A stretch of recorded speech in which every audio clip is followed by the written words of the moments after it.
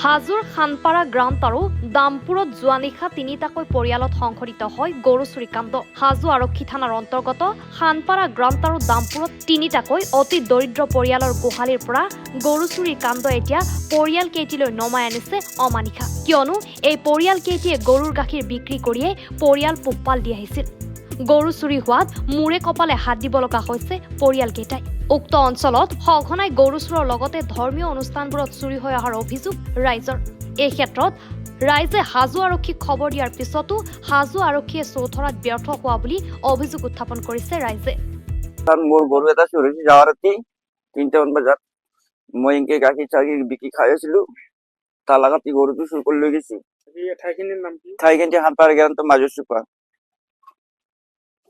কি গৰু চুৰি হৈছিল? গাই গৰু মুগা কালাৰৰ, শিং নাই লাও মুৰা গৰু, গাভিন গৰু, আত্মা গাভিন। মানে গোহালিৰ পৰা তালা কাটি লৈ গৈছে।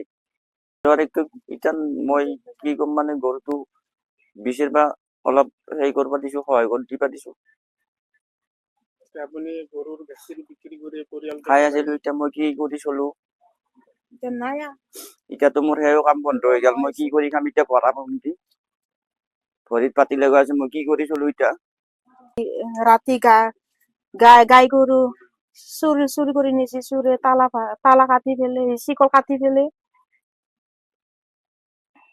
ইটান পুলিচ হাজো থানা পুলিচে তো সহযোগ কৰিলে আমি ভাল পাওঁ, সহায় কৰি দিলি। আমি দুখীয়া মানুহ, কি কৰি খাম? গৰু ইনকে পুহি কষ্ট কৰি গাখীৰ এক পোৱা বিক্ৰী হলে আমি খৰচটো ওলাইছিলো। ইটান কৰবাই খৰচো নাই, একো নাই। যোৱা ৰাতি দামপুৰ পূব নৱাপাৰাৰ মোৰ দাদাৰ গাই এজনী মানে চুৰি হৈছে। ৰহমান মোৰ দাদা, মানে সেই গাইজনীৰ গাখীৰ বিক্ৰী কৰি মানে পৰিয়ালটো চলি আছিল।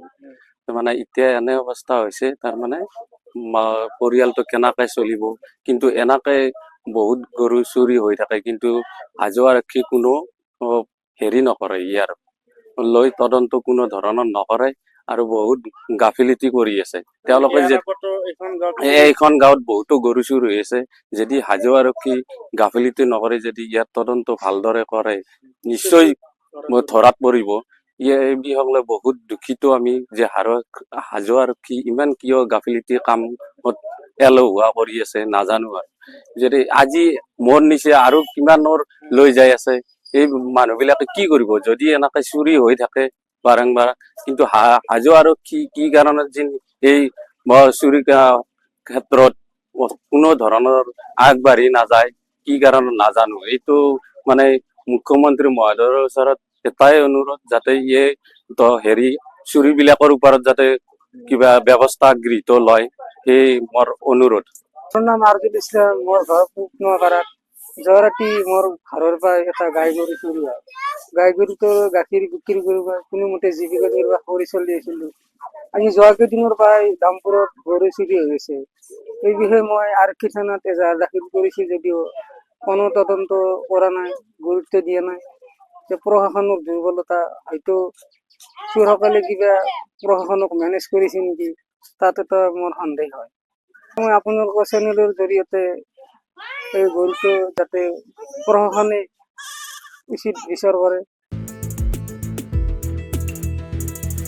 শুৱালকুছিৰ পৰা মৃণাল দাসৰ ৰিপৰ্ট, এনি ভাৰত 24।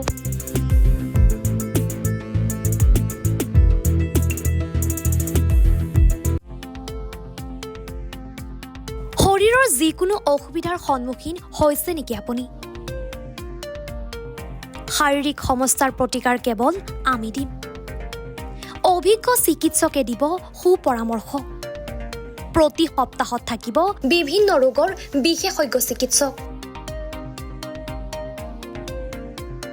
চাবলৈ নাপাহৰিব এনি ভাৰত 24ৰ বিশেষ অনুষ্ঠান স্বাস্থ্য বিশেষ।